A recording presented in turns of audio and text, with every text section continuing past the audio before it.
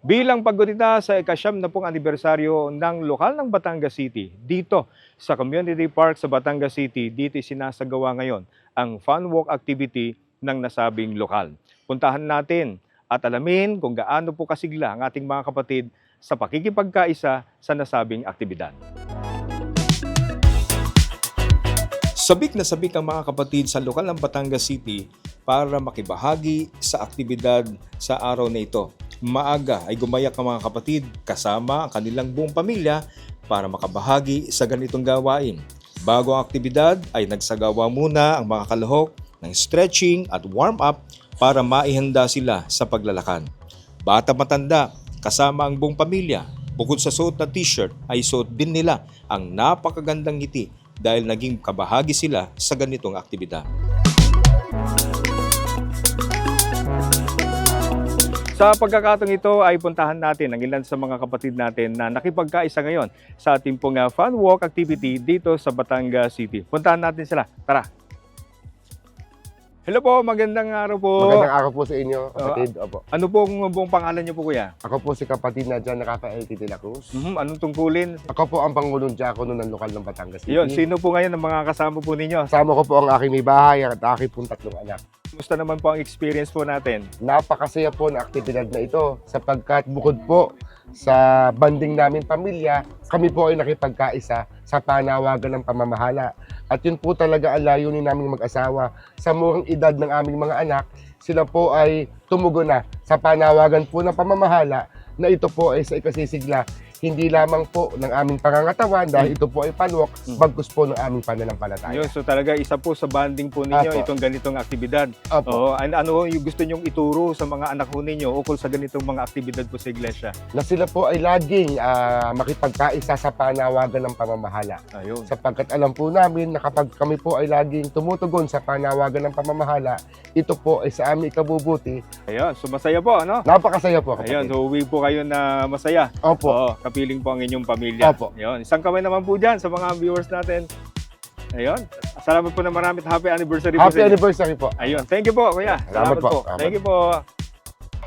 Pamilya ang pumunta dito para makipagkaisa sa nasabing aktibidad. Talagang taglay nila yung saya at tuwa sa kanilang mga mukha at sa susunod pa ng mga aktibidad ay kaisa pa rin sila sa ganitong aktibidad na inilulunsad po ng pamamahala. Hindi lang sila, pati na ang mga senior citizen, kasama din natin na naglakad ngayong umaga. Hello po, magandang umaga po. Magandang umaga po. Yun, kumusta po kay Nay? Okay naman po. Ayun, ano ho bang buong pangalan po ninyo? Ako po ay si kapatid na Erlinda Maghirang. Ano tungkulin nyo dito sa lokal po ng Batangas City? Ako ay, ang tungkulin ko po ay isang Japonesa. Ayun, ilang taon na po kayo kung hindi po ninyo mamasamain? 74. Oh, 74. Ano na ho yung mga nararamdaman nyo po? Oh, may maintenance na ho ba, Nay? Meron Oh, meron. Para saan po yung maintenance po ninyo? sa high blood. Yun lang, wala naman akong diabetes. Oo. So, yun lang.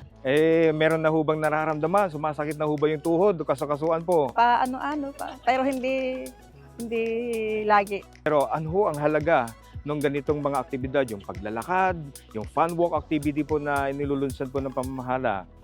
Bilang isang iglesia ni Cristo, ako'y masaya dahil ako'y hanggang sa edad kong ito, ako ay nakakasama pa sa ganitong mga pagkakataon na ganitong mga aktibidad ng iglesia na sa lalong ikasisigla ng aming pananampalataya bilang pakikipagkaisa sa pamamahala. Sa susunod po bang mga aktibidad ay kasama pa rin kayo sa ganito? Oo naman po. Oo, yun. Basta ang panalangin ko lang ay siyempre malakas ang katawan para maliwanag ang isip para nakakagampan ng ganitong mga aktibidad sa loob ng iglesia. Maraming salamat po sa inyo. Thank you po. Salamat po. Ang isa sa dahilan kung bakit nagsasagawa at nagkikipagkaisang mga kapatid natin sa ganitong aktibidad, ang bonding ng kanilang pamilya. Puntahan pa natin ng ilan sa mga kasama po natin o kapatid na nakipagkaisa po ngayon sa aktibidad nito. Meron pa tayong nakikita dito, puntahan natin sila. Magandang araw po. Good Ano pong morning pangalan po. niyo po? Jem po. Ayun, sino-sino ang mga kasama po ninyo? Kasama ko po ang aking nanay at ang aking kapatid. Kayo po ba ay nagtatrabaho? Ano ang nature ng trabaho niyo po? Ako po ay nagtatrabaho at work from home po ako. Gaano ho ka-busy, ka-stressful, o ano yung ginagawa niyo po kahit po nasa bahay po kayo? Sobrang stressful ng trabaho ko since nagtatrabaho ko sa dalawang company. So napakahaba ng trabaho ko at nasa bahay lang ako. So gaano kahalaga itong ganitong aktibidad, fun work activity para po sa inyo? Sobrang napakahalaga since naarawan ako at kasama kong pamilya ko, nakapag-exercise kami at nakapagkaisa kami. Yung masaya po kami. Kaya sa susunod ba ng mga aktibidad ay makikipagkaisa pa rin kayo? Kasama pa rin kayo? Opo. Ayun. 100% makikisama pa rin po. Ayun, maraming salamat po sa inyo. Thank you so much po. Thank you Salamat po. Sa pagkakataong ito, kakapanayin muna natin ang isa pong CMDPS member po na ngayon po ay tumupad para alamin natin ang benepisyo ng paglalakad sa kalusugan po ng tao. Puntahan po natin si Kuya. Magandang umaga po. Magandang umaga po. Ano pong buong pangalan po ninyo? Robert L. Cuenca po. Ano po ang inyo pong profesyon? Ako po ay isang registered nurse at ganun din po, isa din po ako emergency medical technician. Sa inyo pong profesyon, ano po ba yung halaga ng paglalakad sa kalusugan po ng tao? Napakahalaga po ang paglalakad kasi unang-una po ang pagdaloy tumutulong po ito sa mahusay na pagdaloy ng ating dugo sa katawan at sa ating puso po, napakaganda po ito sa cardiovascular po. Lumalakas po ang ating resistensya at ito po ay kapakipakinabang sa ikasisigla ng ating physical na katawan po. So talagang ang dami pong benepisyo ng paglalakad. Ano ho? Ito po, para dun sa mga kapatid natin, kababayan natin na gusto pong mag-engage sa mga exercise, ano po ang pwede nyo pong ipayo po sa kanila?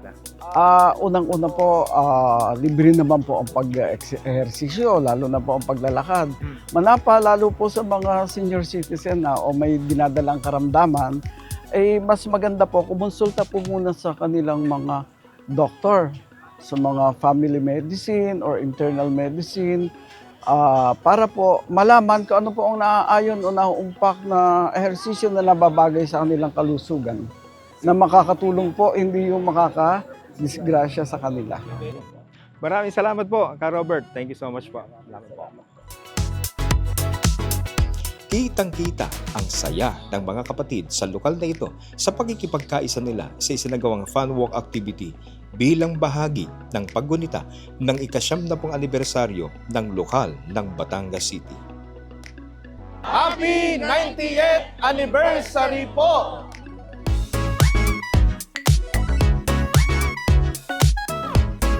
Natapos ang fun walk activity ng lokal ng Batangas City ng matagumpay at masaya. Mula dito sa Batangas City, ako ang kapatid na Cheng Dilawa para sa Iglesia ni Cristo News Network.